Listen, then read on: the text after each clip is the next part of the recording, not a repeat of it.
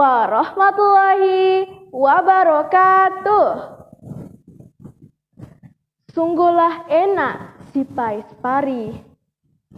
Pais terhidang di atas meja. Talita Nurul Syakilah nama diberi.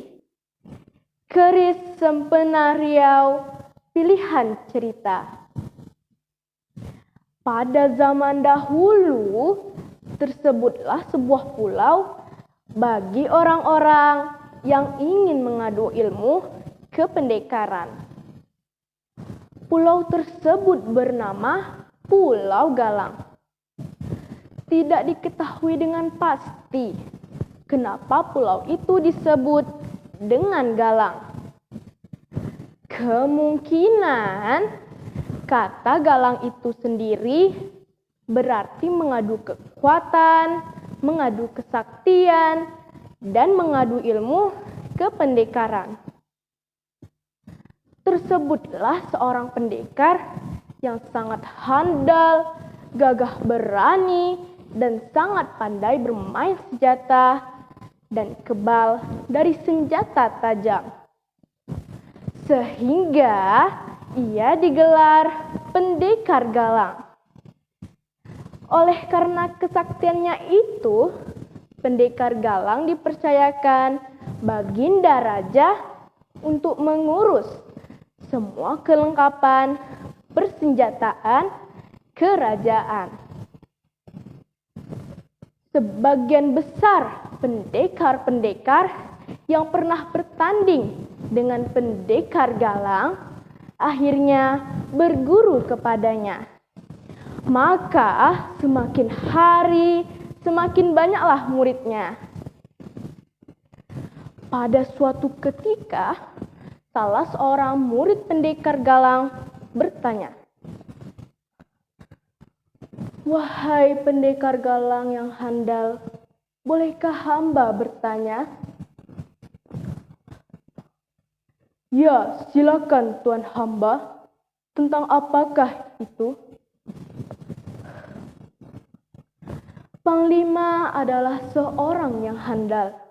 Tetapi hamba tengok tuan hamba hidup sangat sederhana. Tidakkah tuan ingin menjadi seperti panglima-panglima yang lain yang hidup bergelimang harta?" "Bagi hamba, kepercayaan dan tugas yang diberikan oleh Baginda Raja adalah anugerah dan karunia yang tak terhingga. Hamba sudah merasa cukup puas dalam menjalankan titah Baginda Raja dan tidak pernah terpikir untuk hidup bergelimang harta." Syahdan, pada suatu hari muncullah seorang ketua lanun yang selama ini ditakuti. Lanun yang ganas dan bengis ini bernama Daeng Tawang. Tiada berapa lama berdirilah Daeng Tawang di tengah gelanggang sambil berkata, "Hei kamu semua! Mana yang bernama pendekar galang?" Tak lama kemudian datanglah pendekar galang. Pendekar galang menyambut serangan Daeng Tawang dengan tenang. Maka terjadilah perkelahian yang amat seru. Pendekar galang mengeluarkan kerisnya dan Daeng Tawang dapat dikalahkan.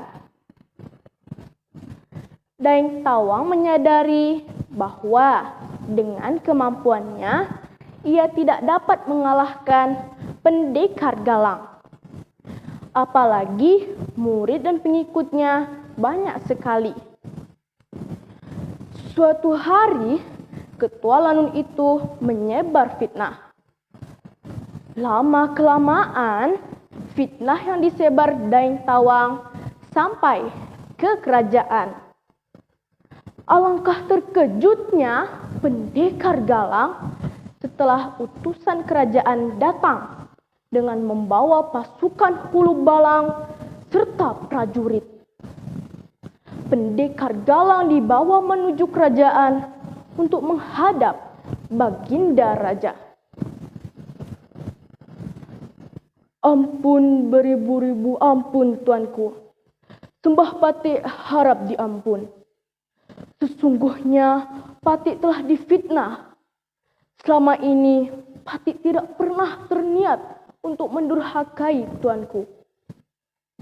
Tetapi jika tuanku tidak percaya, Patik siap menerima hukuman dari tuanku.